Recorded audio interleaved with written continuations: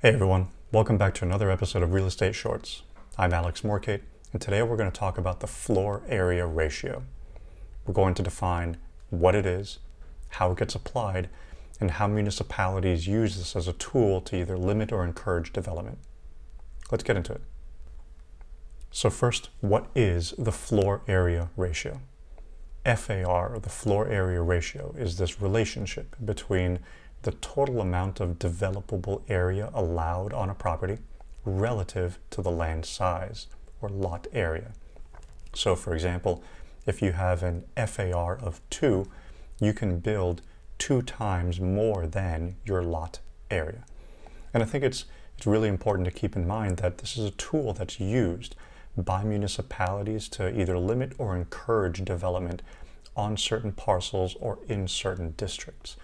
So I think it's pretty common for you to find higher FARs within the urban core where greater development intensity and density is encouraged versus the suburban outskirts of the market where a lower FAR would be more appropriate because they want to encourage lower density development.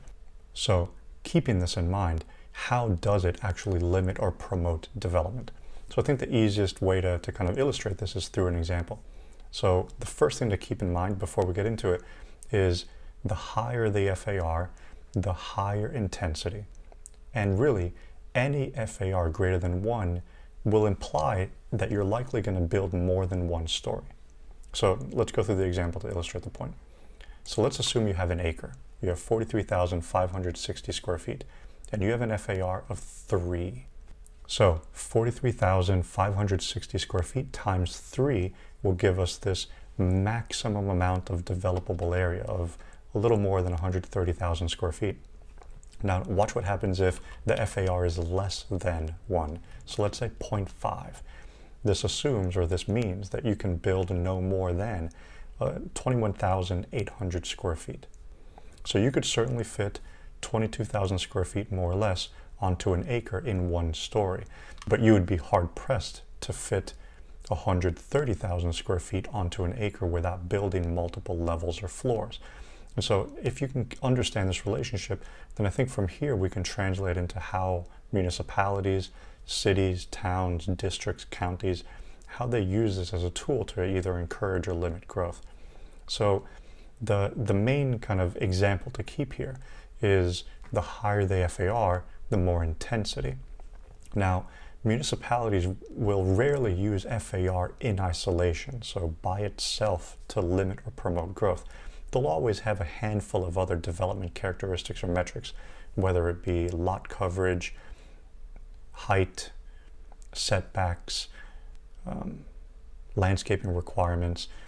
And so as you begin to introduce all these others, I think the general rule of the most restrictive global measurement ends up taking priority. So to come back down to this third example. So if we have an acre and the FAR dictates that we can build 3 times the lot area, but we have a maximum building height of 2 stories, then now we kind of come up with a bit of an issue. How are you going to fit 130,000 square feet into 2 floors on an acre site? You can't. There isn't enough land area. Even if you built on 100% of the parcel, there isn't enough land area to help you build that much volume. So you're likely going to be limited by one of these other characteristics or factors or metrics.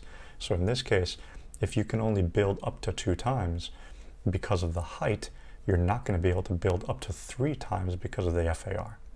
So keep in mind that FAR is rarely applied by itself, in and of itself. It's usually applied in conjunction with other metrics or characteristics and likely limiting factors. So what are the different kinds of FAR? And I think this is really where a lot of the rubber hits the road, but also where a lot of the confusion lies.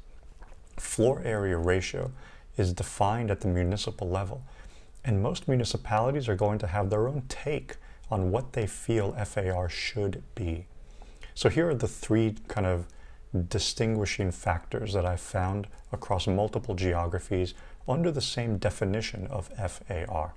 So the first is FAR a measurement of gross or rentable area. So for example, if it's gross, it includes all the vertical penetrations, mechanical, back of house, as well as the rentable space that you can use. However, if it's only rentable, it excludes all that other space. So is it gross or is it rentable? The next is going to be, does it include parking or not? So if we have an FAR measurement of 3.0, is that 130,000 square feet inclusive of all the parking that you would have to put into that property, or is it exclusive? So as a quick example to illustrate the point, we have an acre and we have a 3.0 FAR. So that would yield 130,000 square feet worth of developable intensity or space. Now, what if it is exclusive of parking?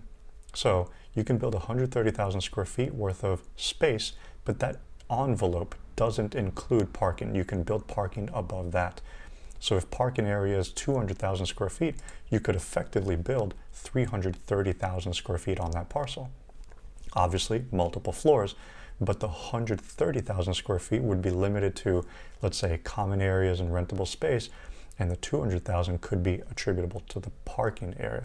So I think it's going to be really important for you to define and ask the municipality to help you define what that FAR definition really means, in particular to parking, because that happens to be one of the bigger items for space inside a vertically oriented building.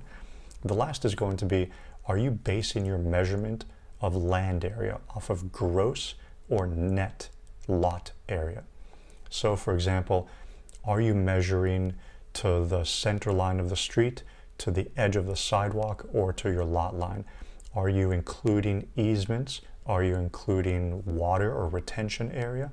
So are you or are you not including some of these other areas of kind of lot measurement that could be included in your parcel? Again, so I think a great example of this is going to be, what if you have a piece of land, but a portion of that land has a water feature on it? So let's say you share frontage on a lake. Do you get the submerged land that's also part of your property as total lot area to calculate FAR? Or is it only upland that you can use to calculate FAR? Or what if you have a utility easement that runs across the back or side of your property? Same question. Can you include that easement or not? So I think as you begin to apply and explore FAR, it's going to be critical for you to really define what it is. Every municipality is going to have a land development code, and within the land development code, it's going to have a section of definitions of terms. FAR, floor area ratio, will be found within that set of definitions. I would ask to be as explicit as possible if the definition within the code isn't. You may have to dig around a little bit. So for example, FAR may define the space, but maybe it won't answer the question of off-street parking being included in FAR or not. Maybe you'd have to go to the parking section of the code, for example. So pick up the phone, write an email, walk down to the desk, however you get there, get an answer from your local municipality to really define what FAR is, because this will go a long way to help you define development intensity and opportunity, and therefore ultimately land value. So as we begin to recap, the floor area ratio is this relationship between developable area and land or lot size. An FAR greater than 1 is going to refer more than likely some kind of vertical development, so more than one story, less than one, typically single story. Applying FAR in a vacuum is poor practice.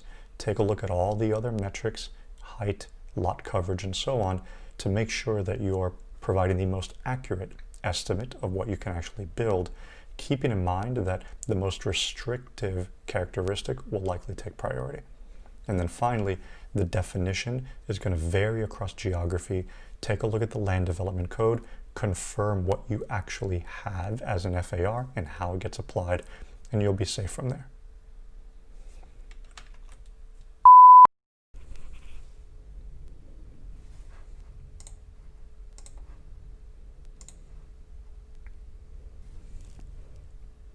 Hey everyone, welcome back to another episode of Real Estate Shorts. I'm Alex Morkate. Yep. Hey everyone, Welcome back to another episode. Keeping this in mind, so 3 times 43,600, I forgot what an acre was. So if you found this video helpful, I'd encourage you to take a look at a handful of others that are related to it. And as always, if you have any questions, comments, or feedback, I look forward to hearing from you. Thanks again.